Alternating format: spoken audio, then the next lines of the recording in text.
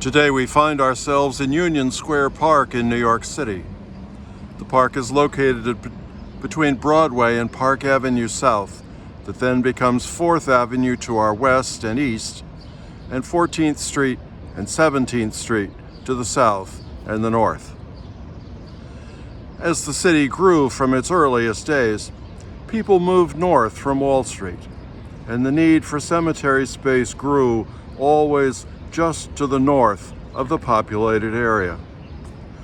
As the city's growth proceeded, what had been cemeteries for people able to afford tombstones and other markings either remained as cemeteries, though closed for future burials, and others buried were moved to other locations.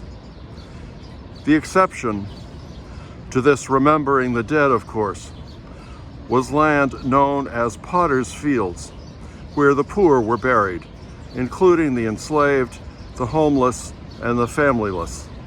The phrase Potter's Field comes from Matthew 27, verse 9, quoting the prophet Jeremiah.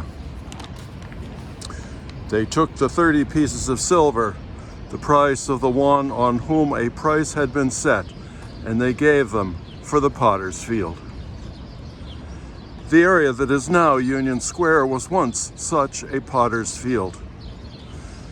When the Manhattan Street grid system was laid out in 1807, the area was designated Union Place, and the main streets around it were Bloomingdale Road and the Bowery. Then, the city acquired this space in 1833, and Union Place became known as Union Square, which opened in 1839. In 1872, landscape architects Frederick Law Olmsted and Calvert Vaux of Central Park fame redesigned the park, making it suitable for public meetings. In turn, the Olmsted-designed park was completely demolished and rebuilt in 1928 to create a new underground subway concourse for the 6th Avenue line. After falling into disrepair during the 1970s, the park underwent yet another major renovation in 1985 and had additional improvements made to it in the 1990s. Clearly, what had been a potter's field was no more, because the human remains were either moved intentionally or the remains simply became part of the earth that was excavated, removed, or built upon for the subway trains to New Jersey and for pedestrians below and above ground. So what are we to make of this? We may be standing on a space that includes human remains, or the remains are long gone, literally, or gone from the minds of us who walk here.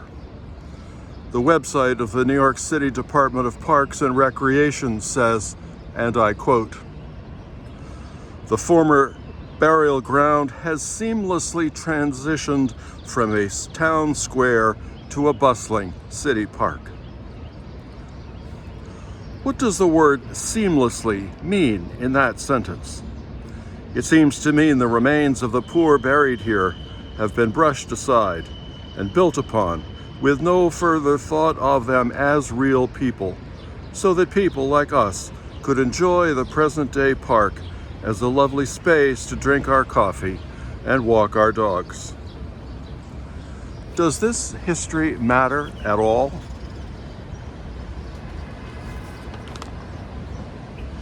In airplanes of the modern day, the financial inequalities of life on Earth are replicated in the sky, with business class and first class offering yet greater comfort, space, and service, and economy class becoming yet narrower and less convenient. So too, burial spaces for the rich and famous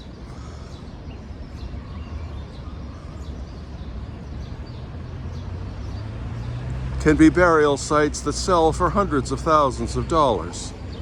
and so on down the line.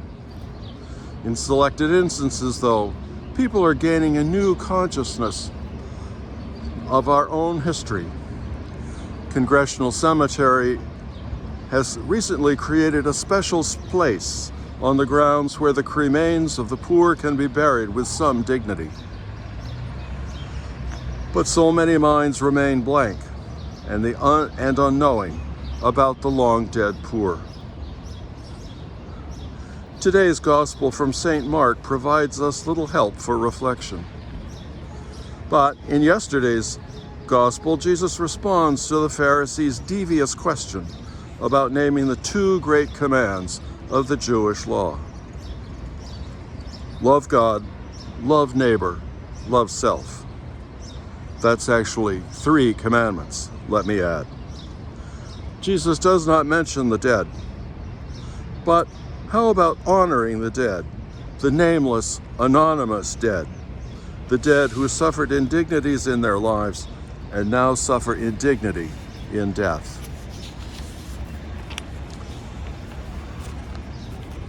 Tomorrow's Gospel recounts Jesus watching the widow deposit her few small coins in the temple treasury.